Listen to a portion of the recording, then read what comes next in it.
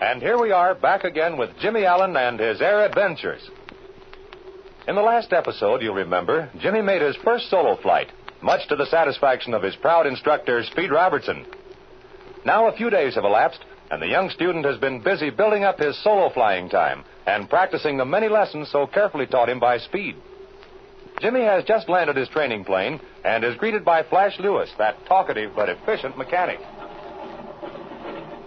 Hi there, Jimmy. How'd you do this morning? Oh, all right, I guess, Flash.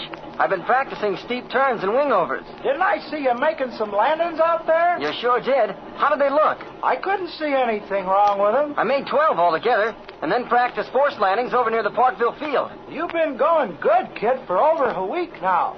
How much time have you got? Well, I've got 28 hours solo, and Speed has given me 2 check hops. Say, ain't it about time you're getting that license of yours? I think so. She and I sure hope so, too. In fact, Speed's coming down here and checked me again this morning. He says that if my air work and landings are okay, I can apply to the CAA for my license. That's the stuff, and you'll get it, too. Say, you better shut off that engine unless you're going right back up. Yeah, Speed said he'd be down here about this time, but I don't see him, so, well, I guess I'll cut... Say, Jim, what's become of that friend of yours, Dick Croft? Wait a minute, Flash. Wait till I get out of the ship. There we are. Now I'll stretch my legs a bit before I have to go back up with Speed. Oh, yes, he asked me about Dick Croft. Well, I don't know, Flash. Have you seen him around lately? No, I ain't. And that's why I was asking you. He seemed to be a pretty nice fellow. Oh, he sure is. He was very much interested in flying, too, you know. Well, kid, he didn't just naturally take to flying like you did, and maybe got kind of discouraged or something. I know Shorty Mason was having trouble with him. Well, I didn't know that. What kind of trouble? Oh, well, it wasn't exactly trouble. I mean, he was slow. He just didn't seem to catch on to the feel of the ship and things like that. Dick used to talk to me about that. Well, at times he was very much discouraged, but gosh, I was too. Especially with Shorty Mason instructing me. I've been in this racket a long time, kid. And I'm telling you, there's some guys that just never learn to fly. They don't have the feel or balance or something. Well, I've known fellas to get 20 hours dual from their instructor and then be washed out. Oh, yeah, but I still can't believe that was Dick's trouble. In fact, Dick told me himself about 10 days ago that he expected to solo most any time. That was just before we got mixed up with his major moto business. I haven't seen Dick since. I called him at his house twice, but both times he was away. Well, there's another angle to it, Jim. What's that? Well, maybe about the time he got ready to solo, he'd lost his nerve. Oh, no, Flash, not that boy. Dick has plenty of nerve. He's no quitter, I'll tell you that. I don't know, kid, but it looks darn funny. Well, I'm sure going to find out, because I'd hate to see Dick give up his flying. Now, don't get me wrong, kid. I ain't accusing your friend of being yellow. No, I think it's something else, Flash. In fact, his sister Barbara started to tell me, but then something or other happened and she never did finish. Well, I hope it ain't nothing serious. Here comes your old buddy, Speed. You might ask him about it. Oh, sure. Hi there, Speed. How you feeling today? Hello, Jim. Morning, Flash.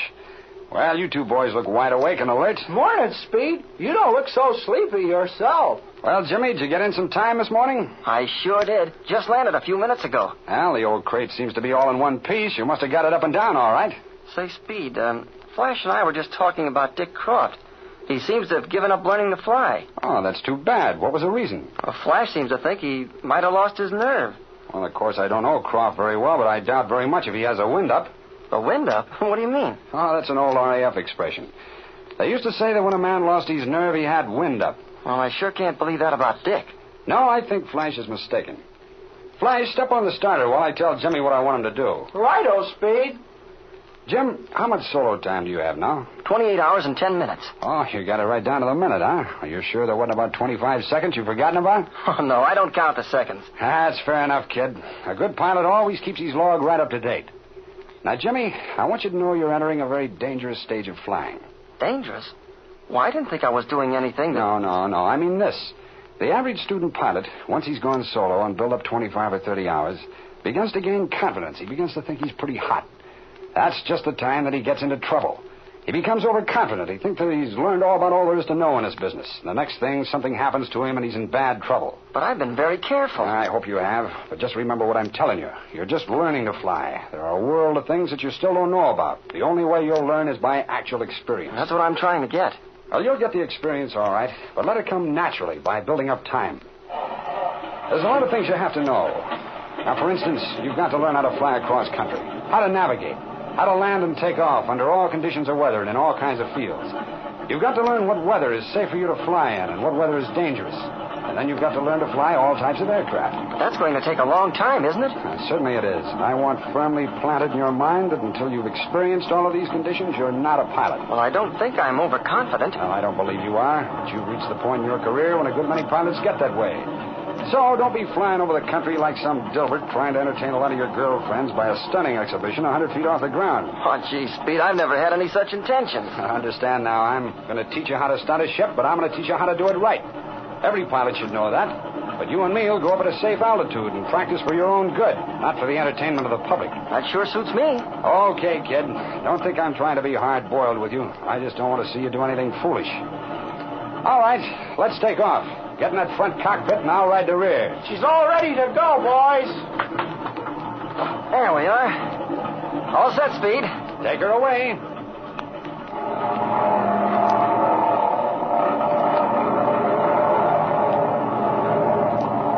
Head her right down that runway.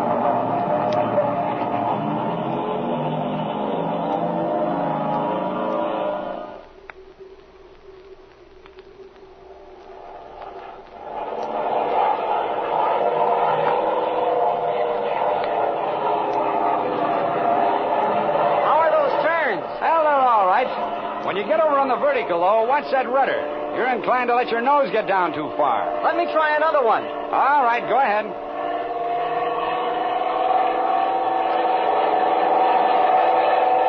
That's it. Get away over. Now watch that nose. It's getting down a little. There, that's the way. A little top rudder will do it every time. Attaboy. All right, roll out of it. Now, that was a good one. Shall I try a steep wing over? Go ahead. Do one to the right. Now, you know how they're done.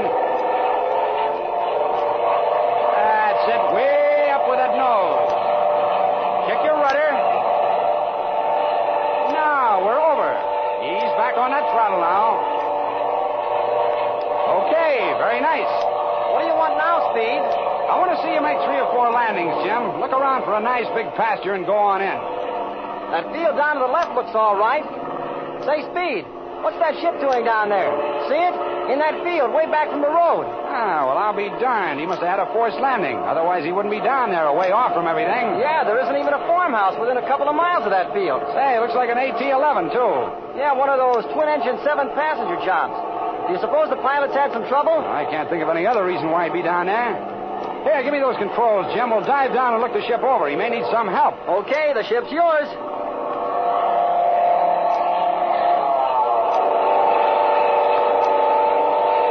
Yeah, there's some fellas down there, all right. Look at them come out of that cabin door. Yeah, they're looking up at us. Maybe they'll signal. That's a funny thing. I'm going to go around and land, Jim. When we dove over that ship, I couldn't see any markings on it. Well, some of these ex-Army ships are privately owned, but I know the paint job on every one around here, and that's a strange ship. Well, we'll soon find out. I'll slip down over these trees, and we'll see what this is all about. Say, Speed, look. One of those men has climbed back in the cabin. Look, they've started the engine. The propeller's turning over. Yeah, that's funny. If they wanted help, you'd think they'd have waved at us or something. I can't remember ever seeing that ship on the Kansas City airport. No, that blue and white marking is a new one on me, too.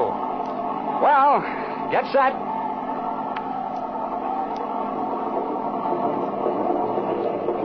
There we are. I'll taxi up on it. Hey, that pilot's revving up his engine. Looks like he's going to take off. Well, he may have engine trouble, Jim, and wants to test it again before he tells us about it. Oh, yeah, that's right, too.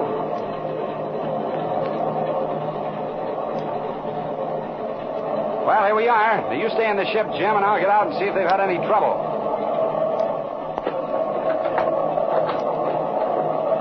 Hi there. Anything we can do for you? Not a thing, partner. We're just leaving this place. Oh, we saw you parked down here in this lonely field. Thought maybe you'd had a forced landing and might want some help. We're all right, fella. Yeah, we had a forced landing. One of our instruments went haywire, and we landed to fix it. It's all right now, though. We're going to shove off. Well, if we can be of any help to you, glad to do it. The Kansas City airport is just a few miles over here. If the trouble's serious, you can hop over there and get it fixed. Okay. Hey, ain't I seen your face somewhere before? Where are you from? Well, it's possible you've seen me before. I've flown around this country enough.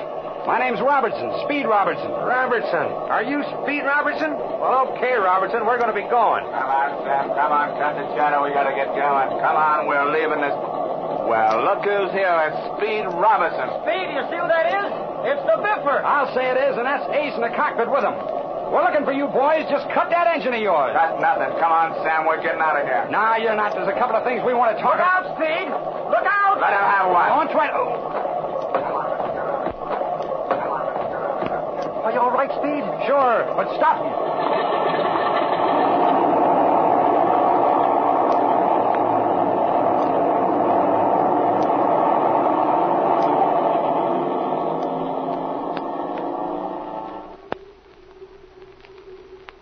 What are the sinister gangsters doing on the lonely field with a strange airplane? Will Jimmy and Speed discover the reason? Listen to the next episode of The Air Adventures of Jimmy Allen.